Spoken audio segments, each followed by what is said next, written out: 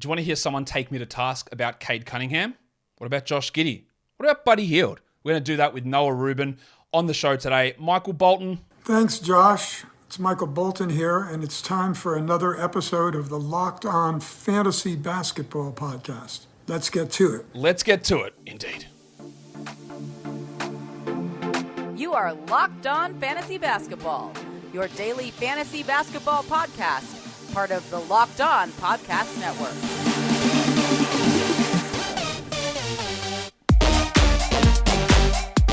Hello and welcome to the Locked On Fantasy Basketball Podcast, brought to you by Basketball Monster. My name is Josh Lloyd, and I am the lead fantasy analyst at basketballmonster.com, and you can find me on Twitter, as always, at redrock_bball, on TikTok at redrock_bball, and on Instagram at Locked On Fantasy Basketball. Today's episode is brought to you by FanDuel Sportsbook, official sportsbook of Locked On. Make every moment more. Right now, new customers can bet $5 and get $200 in bonus bets guaranteed. Visit FanDuel.com/LockedOn to get started. Thank you also for making Locked On Fantasy Basketball your first listen every day. We are free and we are available on all platforms.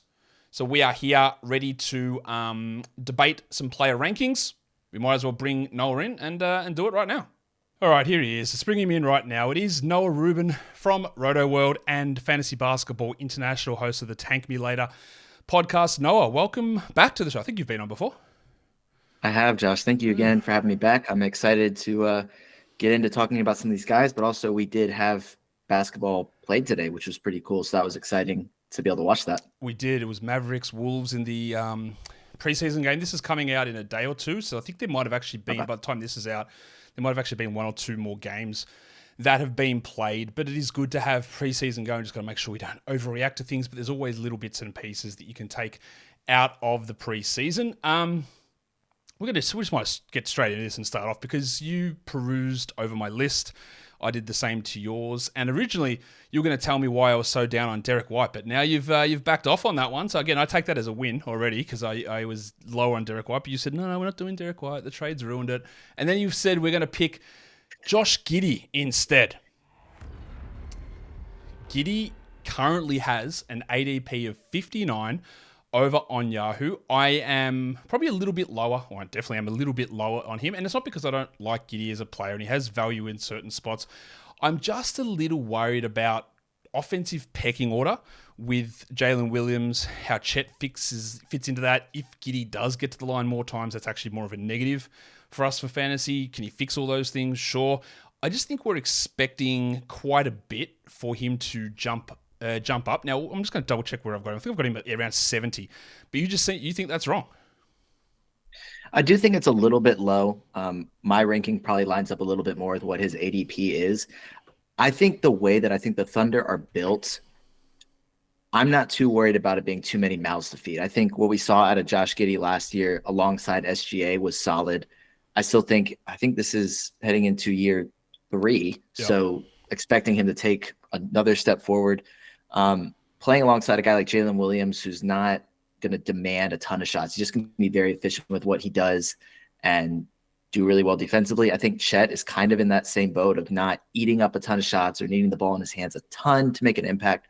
So I'm not too worried about Giddey's usage being affected all that much in that case. And then I think the Thunder as a whole, I'm expecting them to take a leap forward. So kind of all those guys, I mean, a number of either mock drafts or even in the World Cup, I've gone Chet round 4, Josh Giddey round 5, Jalen Williams round 6. And I think I'm just all in on the Thunder now. I kind of have to be. You don't think that that's taking any sort of value upside? Like you say that Giddey is going to improve, and maybe he does, but where? What does he improve on this season? I think you can see it's going to be more slight improvements than anything dramatic in any individual category. Maybe a couple extra points, an extra assist, still being able to rebound just fine. And then improvements in efficiency. We saw his turnovers go down from year 1 to year 2. Not saying it's going to continue to go down, but field goal percentage improvements. And then free throws. I know you talk about it being a pretty volatile thing. He's not a great free throw shooter, but I could definitely see it going up a couple percentage points. What if it goes down? Because over the final 20 or 30 games of last season, he was under 70. He was actually at 68% from the line during that time. The turnovers did drop. They already dropped last season. He was at 2.8 last season, but he was also at 2.2 during that period that I was talking about, those final 30 games. But his free throws went down, and that's a concern. He was 71 first year, 73 year two, but they went to the second half of the year, they really struggled there. And I'm not ready to put that faith in him becoming a 76 or 77% free throw player. I think he's going to get significant assists, but his assist numbers haven't necessarily showed how good of a passer he is so far, 6.4, and actually went down last season to 6.2 despite being his second season. So he was more focused on being a scorer as his usage and his efficiency went up. So while he is a very good passer, the passing opportunities for him aren't quite as voluminous as they are for other point guards. Yeah, and I think back to free throws real quick, he only shot 1.9 per game last year. So even if he does continue to shoot a low percentage, it does go down. I'm not too worried about that making a massive impact, but it's also something I'm kind of considering going into it, is that he may just not take a leap there. But when you talk about the assists, only Jokic, Luka, Sabonis, and LeBron averaged more assists and rebounds per game than what Josh Giddey gave you. And all of those guys are going in the first 2 rounds, except maybe LeBron slides a little bit. But getting Josh Giddey around round 5 is something I'm definitely very happy about, given that production. To me, he's more of a late 6, early 7 guy. The interesting thing with that free throw thing you mentioned at 1.9, when he got worse over those final 30 games, the volume actually went up. So he took 145 free throws for the season. 70 of them were in the final 27 games. So basically half of them in a third of the games. Well, not quite a third of the games, but around that mark, 35% or so of the games, which is interesting that his volume did go up and he started missing more and becoming more of a negative impact in that category, because he wasn't a giant negative impact in it early on. In fact, he was close to positive, and then it started to ramp up volume and he got worse at it, which again leads me to some concerns. He's also just never been a defensive stat player. He doesn't really get those at all. So rebounds and assists are nice. They're a nice stable statistic. He's probably going to do that. His scoring's solid. His minutes actually increased as the season went on. We hope that sticks this season. I just think there are a few holes in that game, but when you're talking at 55 or 75, honestly, the difference there is pretty small, and it does depend. Like if assists dried up and you're sitting in third and you want to make yourself the best assist guy, then grab him. Like that does work out. But it's just, I'm not like he has to go round 5 to me. I think there's a pretty wide range, and with some of those issues, and I'm a little scared about how the Jalen Williams stuff fits in. I just got off from speaking with Sam Vecini earlier on today, and he was like, man, I think Jalen's going to be the number 2 guy this season. I was like, okay, let's see how that all plays out. And I'd be very intrigued to see what that does to Giddey's role. Yeah, I mean, that just makes me happy that I got Jalen Williams around 6, if that's going to be the case. But another thing with Giddey, he's not really been able to get many defensive stats, but he's also never had a shot blocker behind him. He has Chet Holmgren back there on defense. Now, maybe he's able to gamble a little bit more. Maybe still don't want him gambling, but maybe it gets him to a steal per game. It's not a dramatic increase, but it's something. But Jalen Williams and Shea were able to get gigantic defensive stats. So both of those things can't be true. They didn't get their big defensive stats because there was no Chet. I don't think you can work that both ways. I don't think you can say that he didn't get defensive stats because there was no Chet, but those guys got actually astronomical defensive stats because there was no Chet. It's got to be that maybe one of them's not a good defender and the other 2 are. Yeah, I'm not saying Josh Giddey's going to come in here and get a steal and a half or 2 steals per game, and he's not adept at getting steals, but I think having a shot blocker back there like Chet, when last season they were running the other Jalen Williams at center at times, it will allow him to gamble a little bit more. So maybe a slight increase there, but like you said, having SGA and the other Jalen Williams there, and they're already able to get steals. And Ludor. Yeah, so Josh Giddey doesn't need to play defense, apparently. So, he's playing a different role. He's playing more of, I guess, a body sort of positional role versus a passing lane role, because those other guys are doing that because he's got the size to be able to switch and do that, where those other guys are more gambly. So that might be we'll see. That might he got 3 steals in his final 2 games, so maybe that's something we can hang our hat on. With Josh Giddey, we're going to come back and talk about another guy in just a second, though. Before we do that, today's episode is brought to you by FanDuel. Right now, the NFL season has snapped into action, and you can snap in with FanDuel, America's #1 sportsbook. New customers get $200 in bonus bets guaranteed. When you place a $5 bet, that is $200 in bonus bets, win or lose. So if you've been thinking about joining FanDuel, there's never been a better time to get in on the action. Noah, should we be looking at Bijan Robinson for Rookie of the Year in the NFL betting? I'd say yes. Definitely by the end of the year. Noah with an unbiased opinion on Bijan Robinson and his future ability to win Rookie of the Year. But you can look at spreads, you can look at over-unders, you can look at how the Dolphins are going to win the Super Bowl. It's all there over on FanDuel. So go to FanDuel.com/LockedOn and kick off the NFL season. FanDuel is an official partner of the NFL. And don't forget to gamble responsibly. All right, so now we get to come in with the next one, which I just got to double check who. Oh, this is the one I've been waiting for. It's Cade Cunningham, who has an ADP of 38 that I believe will start to come in as we move. I saw him just go in round 2 of a draft that I did today. It is going to come in. You don't agree with, not necessarily ADP, but you don't agree with what I've got him, because I've got him sort of start of round 3, from that 27, 28 mark. I have been on record as saying that there is a slim chance that Cade is a first-round player. I don't think he's going to get there, but I can rule it out for like Bam Adebayo. I can rule it out for Lauri Markkanen, who we're going to actually talk about later on. I can rule it out for a lot. Fred VanVleet.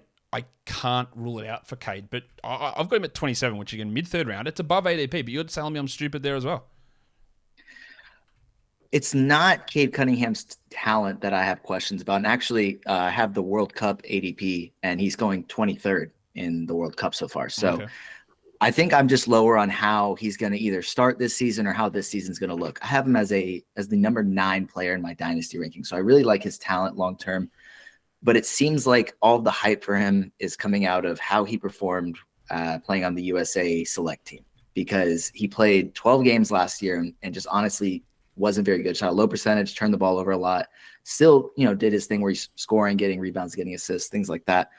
But it seems like all the hype is becoming from this Team USA select camp performance. And now he has a new coach. He's going to have to share the ball with Jaden Ivey, Asar Thompson. And there's not a ton of spacing in what I imagine the starting lineup will be outside of Bojan Bogdanovic.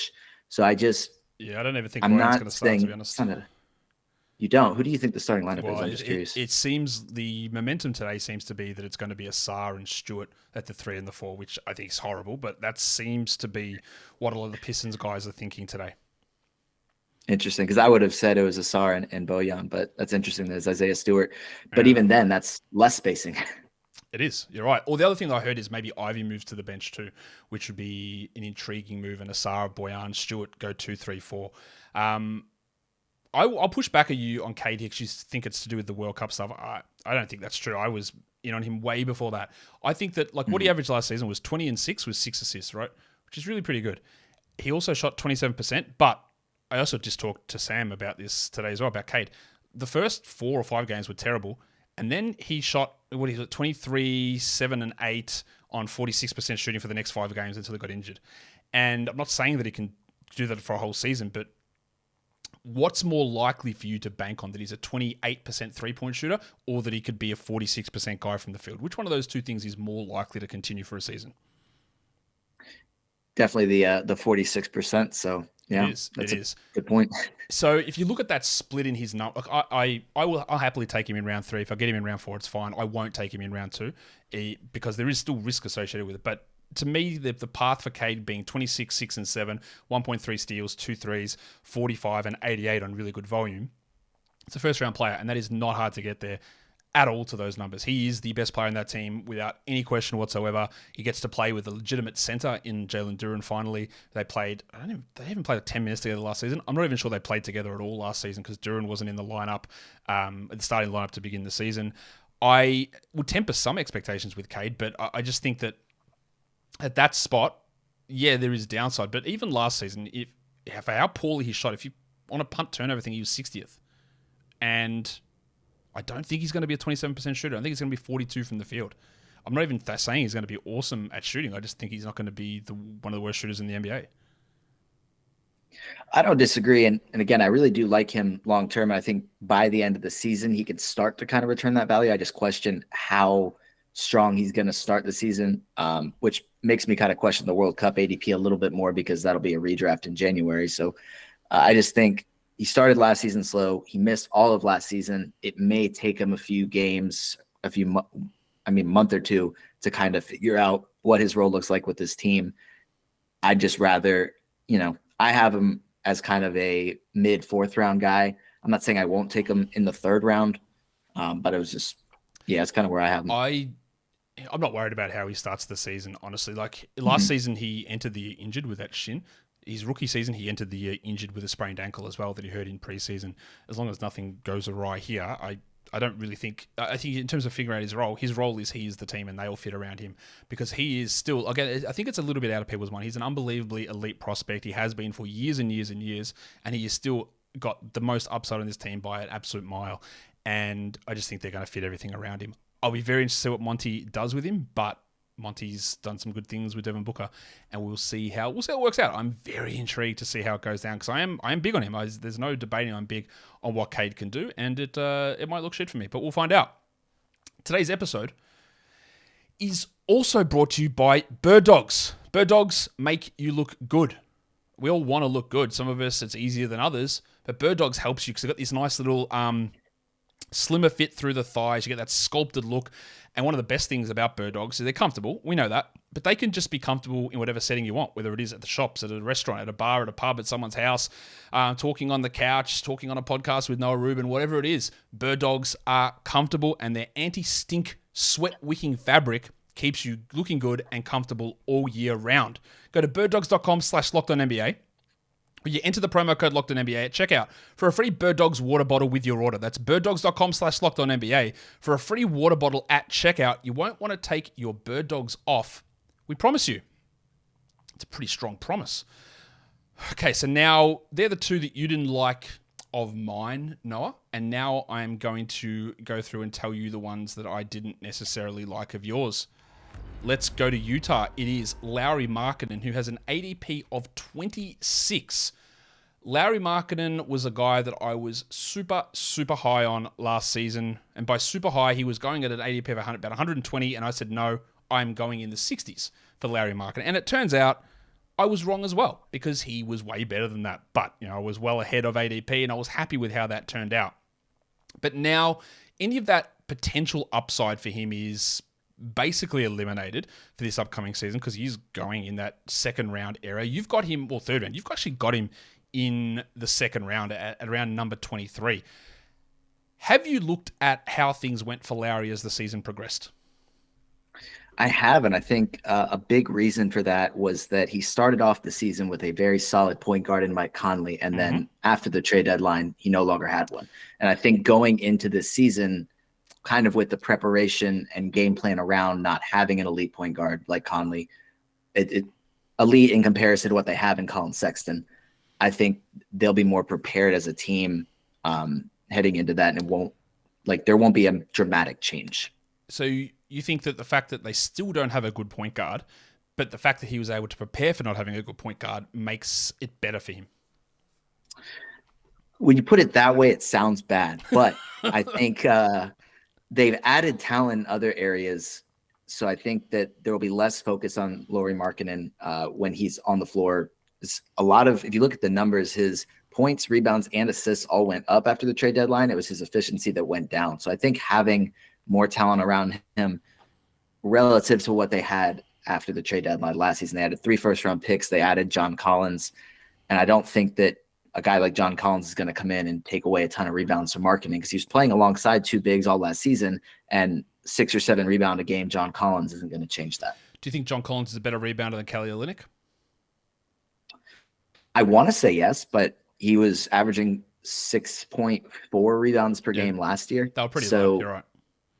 So I think, yes, better than Olynyk, but I don't know if it's dramatically better. I would look. You can look at Markkanen's numbers. As I said, the second half of the year, the post-trade deadline, his numbers rose in certain areas. His usage went up all the way to 32, and that was a large chunk of that. Sexton was out. Clarkson missed time. They didn't have John Collins, so I'd be pretty skeptical of him maintaining 32 usage. And what also happened is his efficiency went back to basically what it had been in the past. He'd been rolling at like 52% field goals all season. He ended up at 49.9, but 45% over the final 15 games. That was partly due to some poor three-point shooting, so I think that can bump back up, but his twos also dropped off. I think that the happy medium is somewhere in he shot 50 last season. He was 45 the year before that in Cleveland. I think 47, 48 is probably reasonable, but I'm not expecting him to stay at 30 usage. And I do think there is a marginal worry, I guess, with John Collins there, just in terms of Markkanen played the 3 last season. That's true, but he also was able to get some minutes across at the 4, which I think helped this season. Like, Collins is there, but Olynyk's not gone, and Taylor Hendricks is also there. So how many minutes is Markkanen actually going to play where he's the 4? And as a general rule, you play the 3 versus the 4, rebounds go up, shots closer to the rim, a little bit of field goal percentage boost. I think his opportunities to play at the 4 are probably going to be reduced as to what they were last season. Yeah, they may slightly, but they also have now a little bit more flexibility to run smaller lineups. I think, if I'm not mistaken, it's Kessler, and then Olynyk would probably be the backup center, unless there's somebody I'm forgetting. So Olynyk or John Collins at the 5 with Lauri Markkanen at the 4. That's a very small lineup. I mean, John Collins didn't have much success when he was running the 5 in Atlanta. They have no 3s, though. Who's their 3? Simone Fontecchio? They have no one to jump in there. So they could run 3 guards, but all their guards are tiny. Sexton's like 6'1", Clarkson's like 6'2". Horton Tucker, I don't even know. He's big, but do you want him at the 3? I don't know. They have no 3s. Like, their depth, especially if Bryce Sensabaugh isn't ready to play, their depth at small forward is pretty rough. They'd have to go very small guards and then with the bigs up there. So I think that makes it a little bit harder for me to say that when the talent of Collins, Kessler, and Olynyk is superior to throwing Horton Tucker or Fontecchio in at the 3. Yeah, definitely. It's a good point that Markkanen will probably spend more time at the 3. I still believe at the 3 that he's going to be able to rebound a little bit better than a guy like John Collins will. Just because even playing the 4 last year with no other good rebounders alongside him, aside from Clint Capella, like DeAndre Hunter wasn't stealing rebounds, maybe DeJounte Murray a little bit, but Collins had, I think, 2 years of being a decent rebounder or a good rebounder, and then 1 where he got double digits. So I think Markkanen's rebounds will be fine, but also playing at the 3, he should be getting better matchups with guys guarding him that are a little smaller. I'm not saying that I think Markkanen's bad, because I don't. I really like him. I said I was big in on him. I just wouldn't go up until the second round to take him. To me, he's more of a mid to late third round sort of a player, but that's going to depend on build. If I wanted to go into the mid third round because I'm looking for some scoring with some 3s, understanding I'm getting no defensive stats for him, and I think his usage will probably settle around that 27 that it was last season as well. I just worry that maybe that elite hyper efficiency from early in the season takes a small hit over the course of the year, and he just doesn't quite return that value. But that's, I guess it's picking nits a little bit. But this next one, I want to fight you on this one. Let's talk Buddy Hield. I heard you on your podcast actually getting ready to tell me that you were going to debate Buddy Hield with me on my show. So, all right, I got to bring the big guns out here. Noah's ready. He's fired up to talk Buddy Hield, who has an ADP of 78. I have Buddy Hield very low. I'm just scrolling down to try and find where I've got him. It's bloody low. Outside the top 100, around 115, I have got Hield. That is obviously low. You have Buddy Hield right there at ADP 77. Are you okay? What's going on? Yeah, Josh, I was saying that on my podcast because as soon as I saw that you put in his name that you want to talk about, I was like, man, he's going to light me up because that's high for Buddy Hield. And I think but then I saw where you had him ranked and I felt a little bit better. I was like, okay, we can still talk about this because I still feel like 118 is probably a little bit low. He's not a fun pick, but I think he's very safe. He's a guy that you know exactly what you're going to get, and he's going to play a ton of games. And, 77 is probably a tad high, but I'm not going dramatically later. A lot of the guys that kind of go around that range, I think, are a little bit risky, and he's very much a safe pick. So if you're going a little bit riskier early in the draft, say you went like a guy like a Kawhi Leonard or Paul George that you don't really know how many games you're going to get out of him, getting a guy like Buddy Hield that's going to play a lot, I think is a really good option. What's safe about him? The games played? Is that what you think safe? The games played, and as well as kind of his production, he's been very consistent with the numbers that he's putting up given the role that he has. And I know that the role could change this year. He could end up in a bench role. But if you look at the numbers from last year when he came off the bench, it was a small sample size, 7 games, but his points decreased a little bit and his assists actually went up. So it wasn't very different from what it looked like when he was a starter last year. His assists did go up, but the reason his assists went up is because Tyrese Halliburton was out of the starting lineup and Andrew Nembhard and TJ McConnell were in that starting lineup, so there was no ball handler in that second unit, and that's just not going to be the case. Over the final 24 games, he played 28 minutes a night, and he'd played 31 for the season. To me, Buddy Hield needs 30 plus because he really is a points and threes guy who's great at free throws but doesn't get there. In fact, those numbers were pretty down for him as well. 74% over the final 24 games. He played those 24 off the bench that you said, and I am very, very confident at this point that he will be coming off the bench for this team if he's even on this team as we move forward. You're right. There's just nothing exciting about him, but I also say if you've got nothing exciting about you, plus the only thing I can look at with your numbers is downside from where it was last season, I'm not taking you at the same spot that you finished in the season before.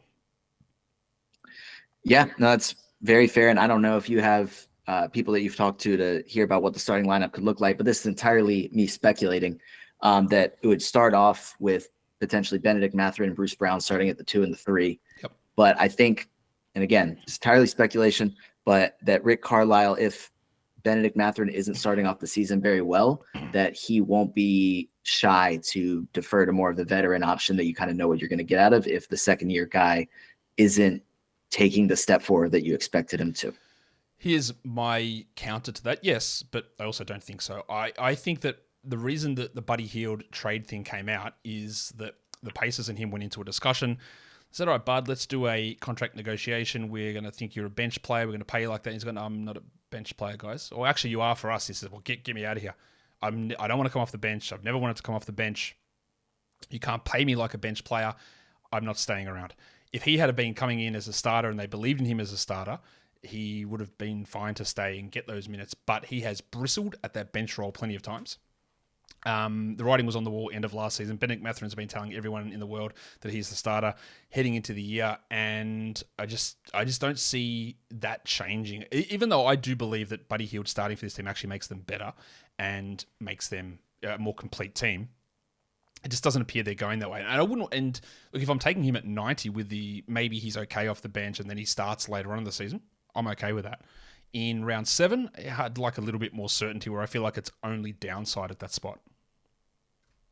Yeah, that's fair. And I think also, like you said, a trade would be possible. I mean, the reports out of Media Day were kind of, no, we're not trading him. But, you know, as much as I've brought up Media Day over the last 3 podcasts or so that I've done, a lot of it can end up just being all talk. So a trade could definitely happen even earlier than the trade deadline. So that could give him over half the season playing for a new team, assuming it'd be in a starting role. I don't think anybody would trade for him just to kind of give him a similar role. So that would be the upside. But yeah, that would be best case scenario for him. Yeah, so he's an interesting one like that just because of that. To me, there's uncertainty where he's going to play, who he's like. What if he goes to Milwaukee and he might start, but how often is he touching it? Like, he's going to sit out there and hit spot up threes. He might hit him at 45%, but he's not going to get chances to do it. He's just not going to get those opportunities. And I don't even know how they get him at this point, to be honest. So he's an interesting one. And that sort of empty player who's now in a downside situation with uncertainty, I'm just not doing it inside the top 100. I'll get him later. I won't have to because someone else will definitely go early on him, but I'm just out on Bud Hield at that spot, which is disappointing for the big fella because he was pretty strong last season. I just don't see how that repeats, Noah, but that's fine. That's why we all have different opinions. That's all why we come on and debate and discuss and talk about our points of view on all of this stuff. They are 4 guys done and in the books: Lauri Markkanen, Buddy Hield, Cade Cunningham, and Josh Giddey. Tell us, Noah, you've recently joined Fantasy Basketball International with your podcast. What's going on over there and what you guys have got going over at Roto World as well? Yeah, with FBI, I've been trying to do my Josh Lloyd impersonation this week, and I've done 4 podcasts in 4 days and just tried to see what that's like. Definitely been exhausting, but a lot of new episodes, a lot of new mock drafts up. I just got done doing a Dynasty one. Excited to work with those guys. They've all been awesome. And then at Roto World, we just did our draft guide a couple weeks ago, just came out, continuing to update that with updated projections. Zach's been cranking those out, doing a really good job with those, and then adding in some of these mock draft. And then October 11th will be our draft day where we spend all day long doing mock drafts and different shows and everything. So mark your calendars for that. Should be a fun day. I've been a part of that mock draft day for the last few years. Maybe I'll be a part of it again. We'll see, Noah. It is a fun day, and I'm looking forward to whatever happens with that. Thank you again for coming on and chatting with me here about these rankings. Absolutely, Josh. Thank you so much. And that'll do it for me today. That is the last of the ADP rankings rumble shows where we debate with the analysts. That's 7 in a 7-part series. We've got more mock drafts coming. So much stuff, what's happening. We've got busts and sleepers remixed coming up in the week ahead and a whole bunch of other things going on. Follow this podcast, Apple Podcasts, Google Podcasts, Stitcher, Spotify, and on the Odyssey app and on YouTube. Thumb it up and leave your comments down below. Guys, we are done here. Thank you so much for listening, everyone. See ya.